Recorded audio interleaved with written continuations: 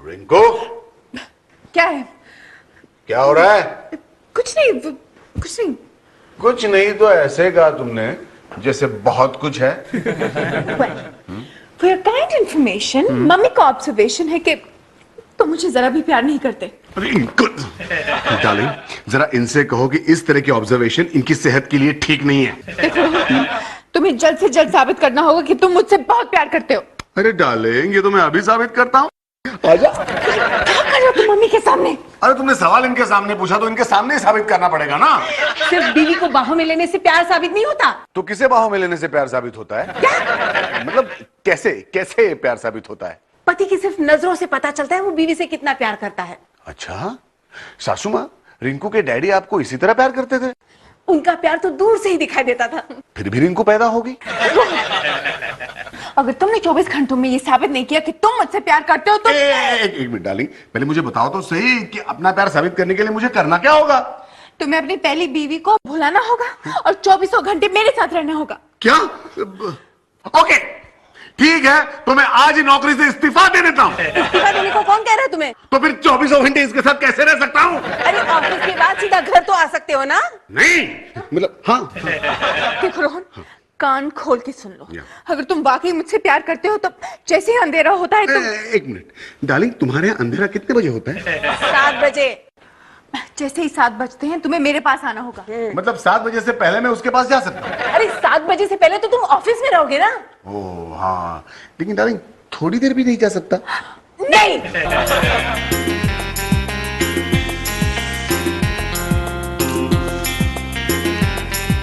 मम्मा, मुझसे मेरा होमवर्क नहीं हो रहा।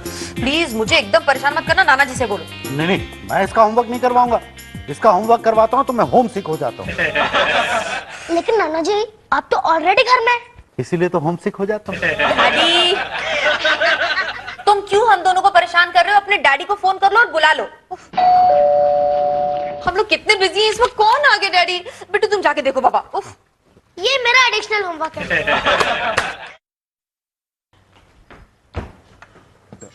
डैडी, डैडी आ गए, डैडी आ गए। अरे वाह, 100 साल की उम्र है तुम्हारी। क्या कह रहे हैं ससुर जी आप, दो बीवियों के होते हुए? क्या बात है।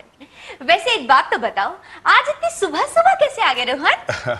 वो रितु, बात ऐसी है कि मैं तुम्हें ये बताने आया हूँ कि अब मेरा यहाँ आना मुश्किल हो गया है। आसान कब था? अरे मतलब अब तो एकदम मुश्किल हो गया है। अच्छा, हाँ। क्यों? वो बात ऐसी है कि रिंकू ने मुझे वार्निंग दी है कि अब मैं ऑफिस से सीधे घर जाया करूंगा। अच्छा। हाँ। बाय द वे रोहन, ये भी तुम्हारा ही घर है। अरे लेकिन वो तो अपने घर की बात कर रही थी ना। इसे क्या हो गया? फेल हो गया क्या? नहीं, अभी तक तो नहीं हुआ, लेकिन अब जरूर हो जाऊंगा। रोहन, ये बात तो सही है।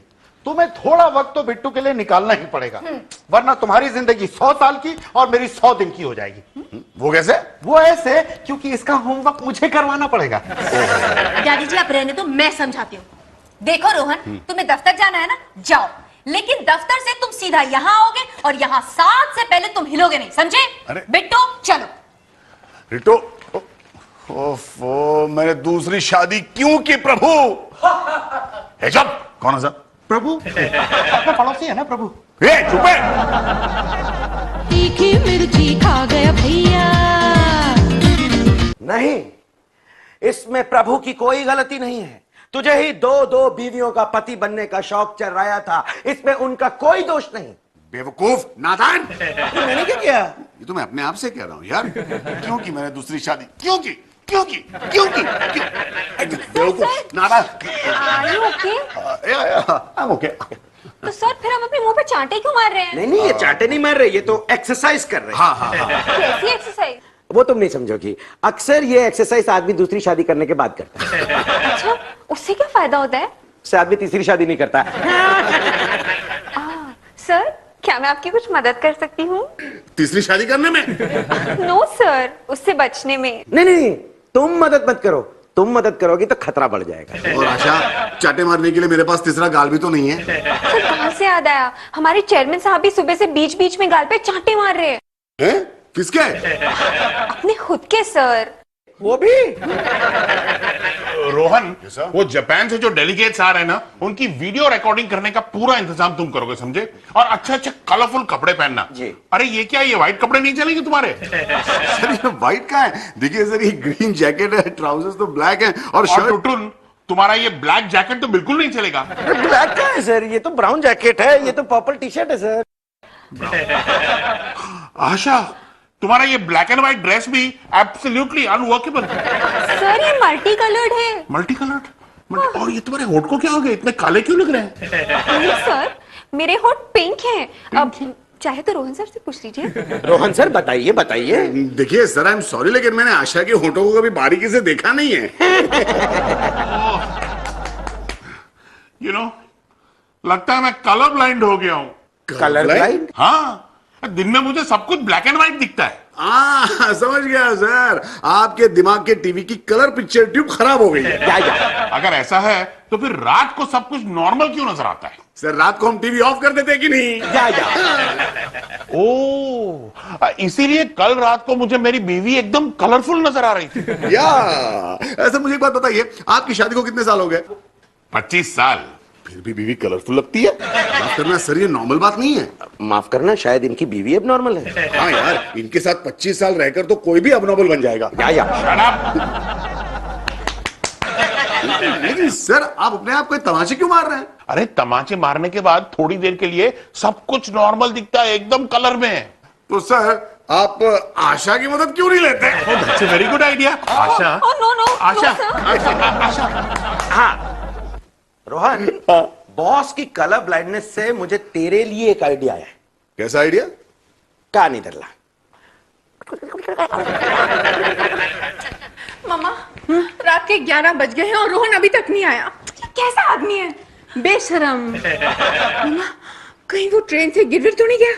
वो कैसे गिर सकता है? वो तो पहले से गिरा हुआ इंसान है ना। आ गया, मैं अभी उसकी खबर लेती हूँ। अच्छे से देना। ये क्या नाटक है? रोहन, मैंने तुम्हें सुबह वार्निंग दी थी ना कि तुम ऑफिस से सीधे घर आओगे। थोड़ी शांति से बात करो ना रोहन, तुम अंदर जाकर आराम करो, जाओ। क्या हुआ इसे? मेरे सर में दर्द हो रहा है, चिल्लाओ मत। क्या तुम उस डायन के घर गए थे? अरे इनके होते हुए किसी दूसरे डायन के घर जाने की क्या जरूरत है? देखा देखा, डायन कह रहा है मुझे। हाँ नहीं बोला ऊपर से। हाँ नहीं आ बोल रहा है। जब दर्द होते तो लोग हाँ नहीं आ बोलते हैं। मैं अंदर जाके लेट जाऊं। अब मैं बोलता हूँ हाँ। एक तो लेट आता है, ऊपर से अंदर जाके लेटने की बात भी करता है। अरे क्या हो गया आंटी, खुद ही बात कहती हो, खुद ही हाँ भी कहती हो। अरे हाँ नहीं कह रहे हो, करा रही हूँ मैं। कमबख्त पाँव कुचल के गया। मैं भी डॉक्टर को फोन करती हूँ। जल्दी से प्लीज, मेरी उंगलियों का कचूमर बना दिया कमबख्त ने। मम्मा, मैं आपके लिए नहीं, रोहन के लिए डॉक्टर को फोन कर रही हूँ। तुम्हें तो सब किसी की पड़ी है। रोहन, कैसा लग रहा है? अच्छा लग रहा है, यूं ही चलने दो। तुम इतना मुस्कुरा क्यों रहे हो? डार्लिंग, तुम्हारे हाथ लगाने से मेरा सरदर्द कम हो रहा है। जरा गाल भी दर्द कर रहा है क्या? नहीं, दरअसल यहाँ दर्द हो रहा है darling. I'm so sorry.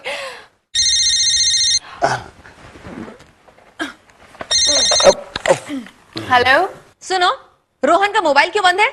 Rohan की तबीयत ठीक नहीं है। क्या हुआ उसकी तबीयत को? हेडेक।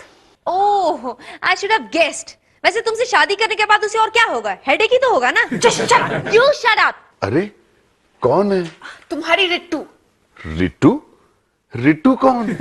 मैं किसी रिट्टू को नहीं जानता। हेलो, फोन दो ना उसे। सुना नहीं तुमने? वो कह रहा है कि वो किसी रिट्टू को नहीं जानता। मैं ना इस डायन की खाल खींचकर उसमें भूसा भर दूंगी। मम्मा ये लो। ये क्या है? भूसा। कहाँ से आया? मेरी पेंसिल का है। मैं पागल हो जाऊंगी।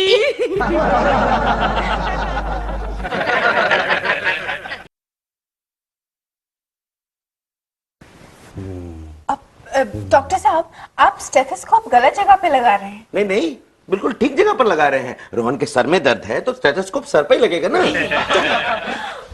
ओह नो,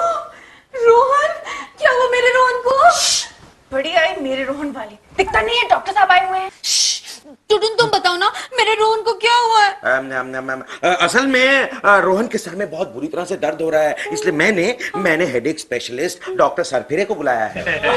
मुझे पहले बता देते, मैं हमारे फैमिली डॉक्टर सरफोड़े को ले आती। खामोश भी रहेगी मेरी अम्मा। गाली मत देना, गाली मत देना।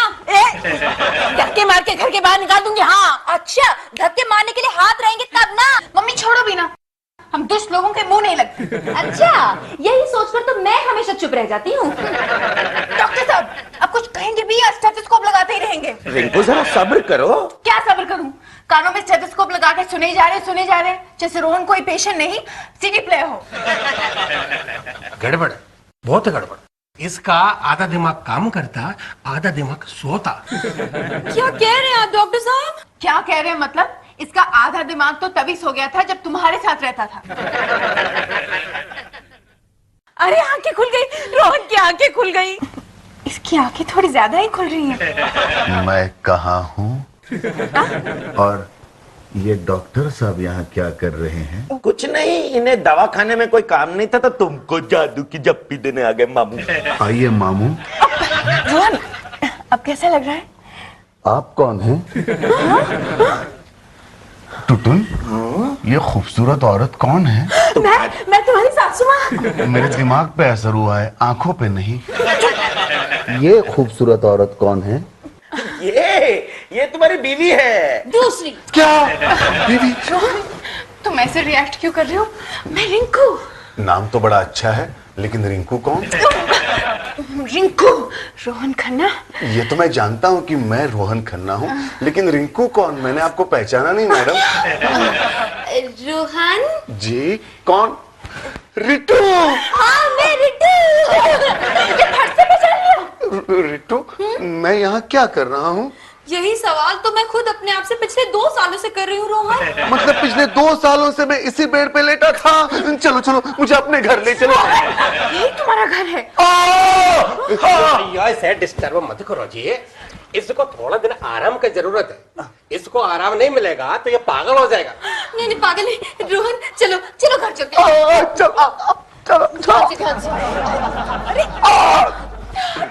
क्या है? ये सब क्या हो रहा है? रोहन का आधा दिमाग काम कर रहा है। डॉक्टर साहब ये कैसी बीमारी है? दरअसल इसे मल्टीपल बीवी डिसऑर्डर बोलते हैं। ये बीमारी अक्सर उन मर्द को होता है जिनका 2 बीवी होता है। क्या? हाय बिट्टू। हाय। आओ रोहन। डैडी। हाय बेटा, तुम अभी तक स्कूल नहीं गए? जा ही रहा था। ओके बाय बेटा। Bye bye. आओ रोहन। हाँ अरे और रोहन, हाँ। कैसी तबीयत कैसी है अब तुम्हारी? तबीयत मुझे क्या हुआ ससुर जी, आई एम परफेक्टली नॉर्मल। अच्छा रिटू, मेरे लिए फटाफट नाश्ता बना दो, नहा के मुझे ऑफिस के लिए जाना है। श्योर तुम चलो, मैं आई। ओके।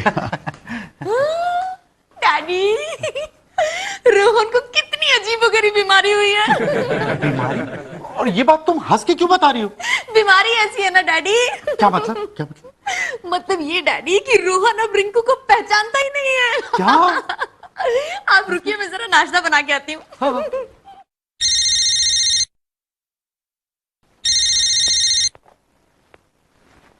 हेलो, रोहन है? मुझे रोहन से बात करनी है। रिंकू बेटा? नहीं नहीं, रोहन है, बाथरूम में है, बस अभी नाश्ता करके ऑफिस जाने की तैयारी में है। Hello hello. हाँ।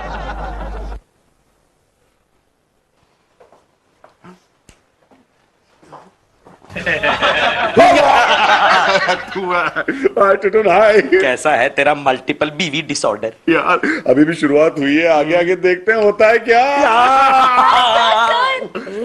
आपकी बीवी आई है। अच्छा, कौन सी वाली? सर आपकी लाडली वाली बीवी। मेरी तो दोनों लाडली हैं। सर ये वही बीवी है जिसके बिना आप रह ही नहीं सकते। मैं तो दोनों के बिना नहीं रह सकता। सर ये वही बीवी है जो बहुत खूबसूरत है। मेरी तो दोनों मुझे खूबसूरत है। सर ये वही बीवी है। Rohan, what the hell is going on? नहीं कुछ नहीं सर, मैं तो सिर्फ आशा का मुंह बंद कर रहा था ऐसे। टॉमी! सॉरी सर, वो आशा बहुत पहले बुझा रही थी ना, इसलिए। अरे पहली तो तुम बन गए हो अपनी दोनों बीवियों के लिए। आओ, देखो ये रिंकू क्या कह रही है। कौन रिंकू सर? रोहन मुझे पहचानने से इनकार कर रहा है। अपनी बीवी को नहीं पहचानते इडियट। ये मेरी बीवी नहीं है इडियट। क्या है? मतलब सर तो क्या पड़ोसन है ये? नहीं पड़ोसन होती तो जरूर पहचान जाता। करेक्ट। सर क्या है कि रोहन को एक बहुत अजीबोगरीब बीमारी हो गई है। अच्छा, कैसी बीमारी? मल्टीपल बीवी डिसऑर्डर। ये क्या होता है? सर देखिए, जैसे आपको दिन में कलर्स दिखाई नहीं देते, उसी तरह रोहन को दिन में एक बीवी दिखाई नहीं देती। ओह, बड़ी सीरियस बीमारी है। What to do? रोहन तुम मेरे साथ चलो, मैं तुम्हारा इलाज किसी अच्छे डॉक्टर से करवाऊंगी। अरे नहीं, अरे मैं आपको पहचानता ही नहीं, मैं आपके घर कैसे आ सकता हूँ? क्या? अरे आप क्या कर रहे हो? जाओ, मैं तुम्हें 10 दिन की छुट्टी देता हूँ। नहीं, हाथ छोड़ो मेरा। जाओ। अरे रोहन, रोहन। तीखी मिर्ची खा गया भैया। डैडी एस्किमोस किसे कहते हैं? बेटा एस्किमोज वो लोग होते हैं जो उत्तरी ध्रुव यानी नॉर्थ पोल रीजन में रहते हैं, जहाँ 6 महीने दिन और 6 महीने रात होती है। 6 महीने दिन 6 महीने रात? मतलब वहाँ के बच्चे सिर्फ 6 महीने स्कूल जाते हैं। बिट्टू, क्यों फालतू के सवाल करके डैडी को परेशान कर रहे हो, बताओ। मम्मा प्लीज एक आखिरी सवाल और। डैडी इग्लू किसे कहते हैं? बेटा इग्लू यानी बर्फ का घर, एस्किमोज के घर को इग्लू कहते हैं। मैं देखती हूँ। मैं बड़ा होकर इग्लू खरीदूंगा और वहां जाके रहोगे? नहीं, आपको भेज दूंगा। अरे कहाँ घुस रही हो तुम रोहन को मुझसे ऐसे नहीं छीन सकती। अरे मगर मैंने कहाँ छीना, ये अपनी मर्जी से आया है। मुझे शराब। रोहन चलो, उठो। आप मेरा हाथ छोड़िए ना। अब यहाँ भी पहुंच गई, कमाल है। जानते हो रितु, ये रिंकू नाम की औरत मेरा पीछा करते करते ऑफिस तक पहुंच गई और इसे मैं जानता भी नहीं हूँ। सुना तुमने? सुना इन्होंने क्या कहा? ये तुम्हें जानते तक नहीं है। चलो आउट आउट। मैं रोहन को अपने साथ ही ले बचाओ। रुको। अजीब जबरदस्ती है ये। क्या हुआ रोहन? अरे बैठो। रोहन क्या हुआ? तुम हाथ हटाओ, तुम्हारी वजह से फिर से हेडेक हुआ है। रोहन ये रोके ना। रिंकू, रोहन मुझे अकेला छोड़ के कहाँ जा रही थी तुम? मुझे पहचान लिया तुमने? डार्लिंग मैं तुम्हें भूला ही कब था।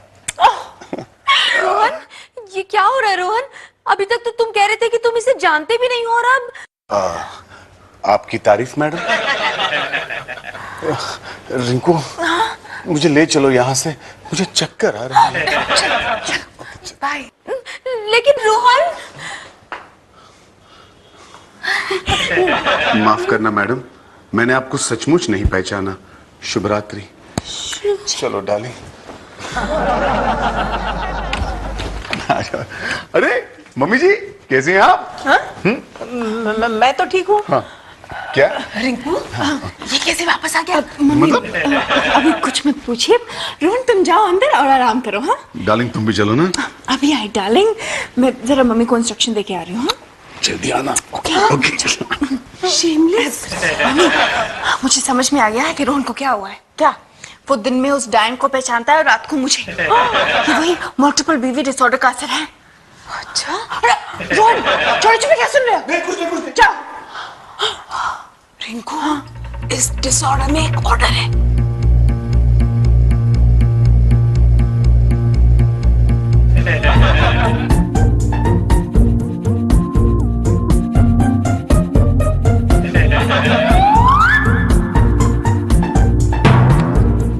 Excuse me. रोहन रिंकू देखो तुम्हारी सौतन आई है। रोहन सुबह 7 बजे क्यों आए हो रोहन को डिस्टर्ब करने? डिस्टर्ब तो मैं हूँ, रोहन कहाँ है? रोहन कौन आया है? अरे रितु तुम? रोहन अंदर जाओ। एक्सक्यूज मी, आप कौन है जी? लगता है इसे फिर से डिसऑर्डर का दौरा पड़ा है। ये आउट ऑफ ऑर्डर मोटी कौन है? और लिट्टू हम यहाँ क्या कर रहे हैं? क्या पता? और ये औरत कौन है? मैं जानती थी कि दिन निकलते ही तुम मुझे पहचानने से इनकार कर दोगे, इसलिए रात को मैंने तुम्हारी सारी हरकतें और बातें मोबाइल पे रिकॉर्ड कर दी। देखो ना। हाँ। देखो देखो देखो। अरे कमाल है मैडम, मतलब आपने मेरा स्टिंग ऑपरेशन किया? ये वो है तो सीधी तरह से अंदर जाओ वरना मैं तुम्हारे दिमाग का भी ऑपरेशन करवा दूंगी। एक्सक्यूज मी, बड़ी आई दिमाग का ऑपरेशन कराने वाली। चलो रोहन हम यहाँ से कहीं दूर चले जाएंगे। अभी दूर मतलब ये कि मुझे पता है कि तुम्हारी बीमारी की वजह से तुम मुझे सिर्फ दिन में ही पहचानते हो, इसलिए मैं तुम्हें वहां लेकर जाऊंगी जहाँ साल में 6 महीने सिर्फ दिन होते हैं। मतलब कहाँ?